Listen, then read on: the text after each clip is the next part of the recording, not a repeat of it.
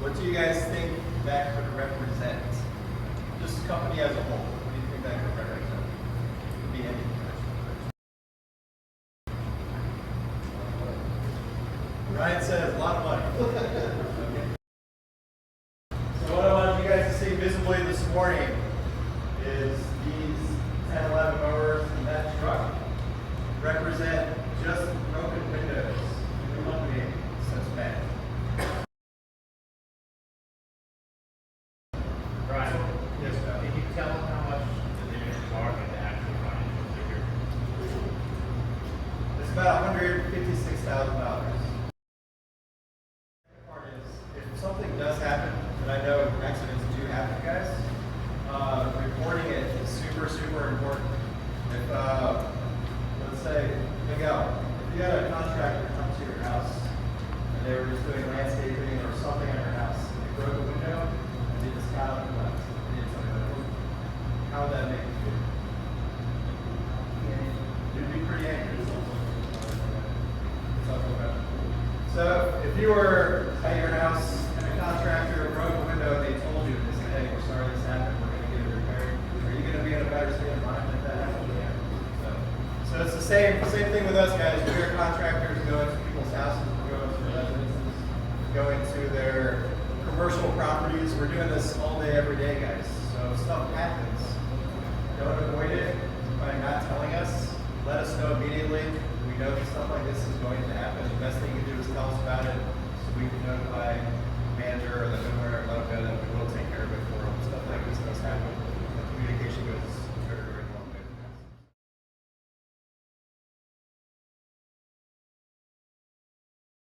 Okay, so this is another good example as well. Before you service an area, please make sure you check the area that you're about to service for trash, debris, branches. This example here shows some fallen branches from the storm over the weekend. All these branches have the potential to be shot out, not only at vehicles or pedestrians, but also the operator.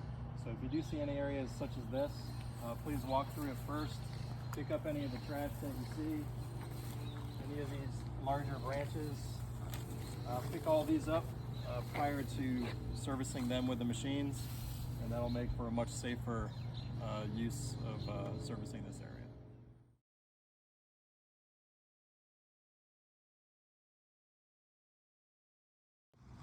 Afternoon, guys. Wanted to go over a brief demonstration here to show the importance of weed eating the exact height as the mowing. As you can see, this area right here has already been mowed. The last step we have is to weed eat around this post right here. So what I'm going to do is I'm going to do an example here just showing how weed eating needs to be the same height as the cutting height. By doing so, we'll reduce the chances of kicking up debris, whether it's mulch, sticks, rocks, or any other item that could potentially break a window. So I'll do a brief example here real quick in this section, and I'll show you what we're talking about. So as always, PPE, earplugs, glasses, high visibility uniform, proper footwear. So make sure you're doing that first before you start any equipment.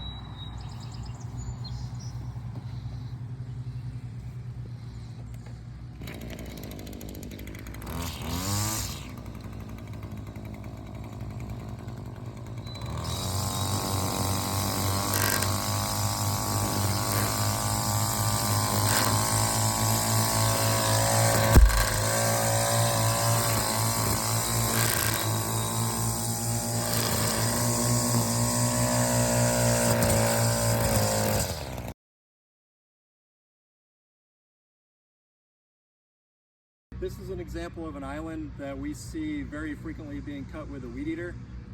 If you can see down this direction as well as where my truck is, as well as this whole sidewalk right here, there's a lot of potential for debris being shot up because it's being used by a weed eater instead of a push mower.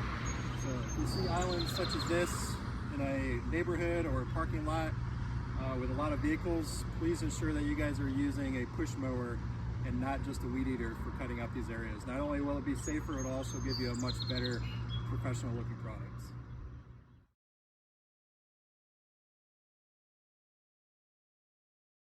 Example here, I want to go over the safety features on stick edgers.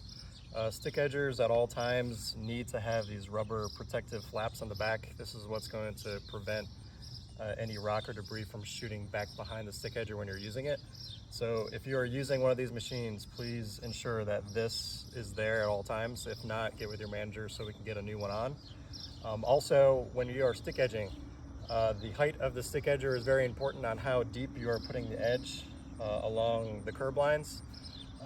The main focus on stick edging is to cut the grass back from the edge to make a nice straight line.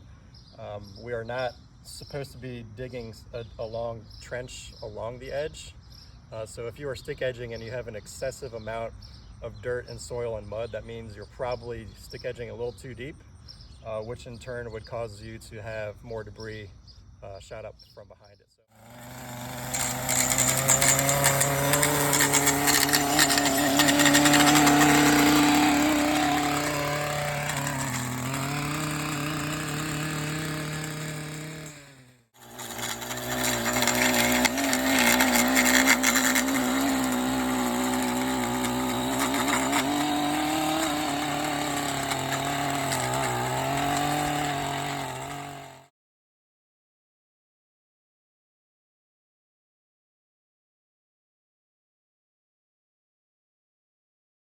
Be another example of which direction the weed eater shoots the debris. So this example here, I'm going to start on this end and walk forward towards you, and you'll see where all the debris goes into the roadway, which is near cars, near pedestrians. And the second one I'll do from my truck up to the marker, and you'll see the direction of the debris from there. So first example here, I'll be going right to left with the parking lot on the left.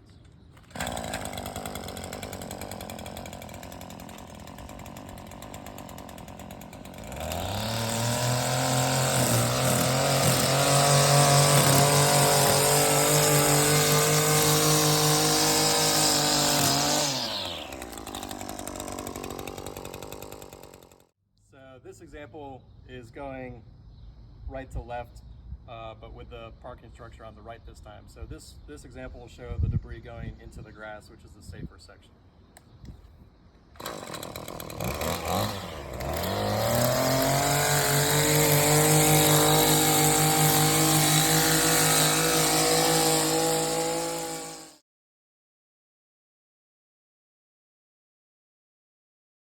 Here's another example of an area where we can't stick edge with a stick edger because we don't have a solid straight edge, such as concrete. So this area here is grass and asphalt. So what I'm going to do is, while we're edging with a weed eater, I want to ensure the debris is being removed away from the house. So in this direction, I will be starting up here and working my way towards the camera, and you will see the debris coming this direction, which is not towards the house. And this way as well, I will come back over and go this way. So we'll see how this works.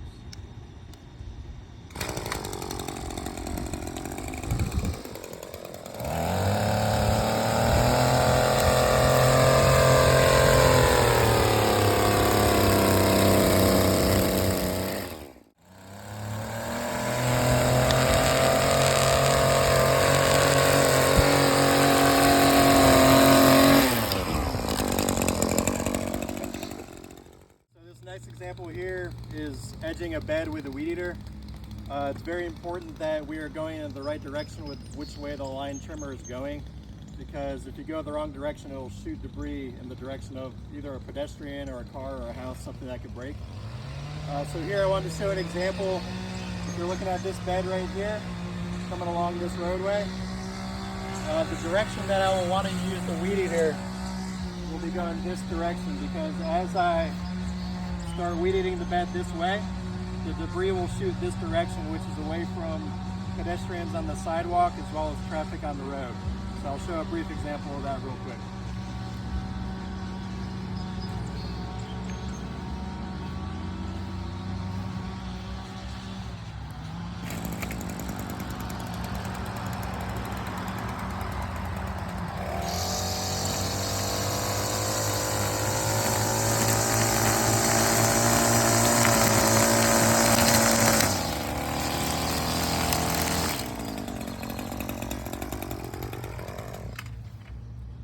can see, the debris was being shot this way and not towards the sidewalk or towards the road. For this safety example here, we want to show the different sides of the mowers and where the debris gets shot outside of these things. On the left side, the way the blades are spinning, the debris will tend to stay more towards the center to the right side of the mower.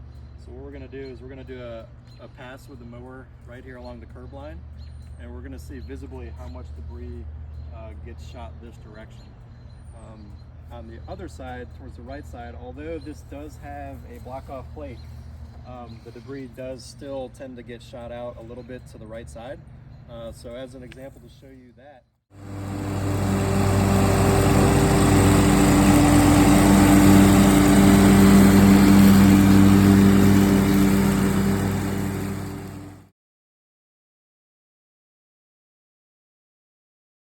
This example here that we've probably all seen numerous times, we have front sidewalk going to the front door of a house. The front door does have glass. So one way we could eliminate or help eliminate potential broken windows is to control your throttle as much as you can around these areas. I would say probably 50% throttle would be adequate. So that'll reduce the amount of debris that will project from the stick edger. So the first thing I'm going to do, I'll go down on this right side, and as I get to the other side, one, I'll be controlling the throttle, and two, I'll be putting my body between the edger and the door to help reduce the chances of debris being shot up at the window.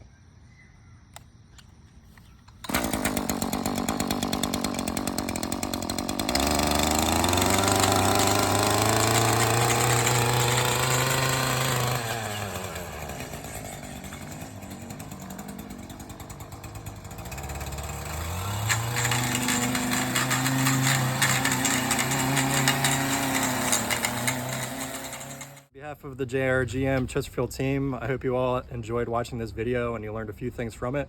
Remember, look out for your teammates, look out for each other, and stay safe at all times.